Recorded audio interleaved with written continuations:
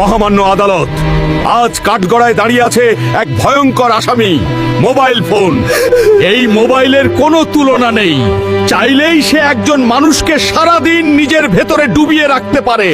এই মোবাইল মানুষের শৈশব কেড়ে নিয়েছে। এখন আর ছোট বাচ্চারা মাঠে খেলাধুলা করে না, বড়রা আর বসে আড্ডা দেয় না। মহামান্য আদালত, এই মোবাইল মানুষের চোখকে বন্দি করেছে, মনকে করেছে দুর্বল, আর সম্পর্ককে করেছে দূরের।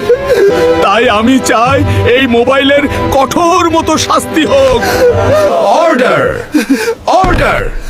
সমস্ত সাক্ষ্য ও প্রমাণের ভিত্তিতে এই আদালত ঘোষণা করছে, আজ থেকে মোবাইলের শাস্তি হলো শিশুদের হাত থেকে দূরে রাখা, খাবারের টেবিলে নিষিদ্ধ, পরিবারের সময় সময় বন্ধ রাখা, খেলাধুলা, কথা বলা ও বাস্তব জীবনে ফিরিয়ে দেওয়া। মোবাইল হবে মানুষের দাস, মানুষ হবে না মোবাইলের দাস। কে কে চান মোবাইল ছাড়া সুন্দর শৈশব? কে কে চান পরিবারে আবার আড্ডা ফিরুক? কমেন্টে লিখে জানান।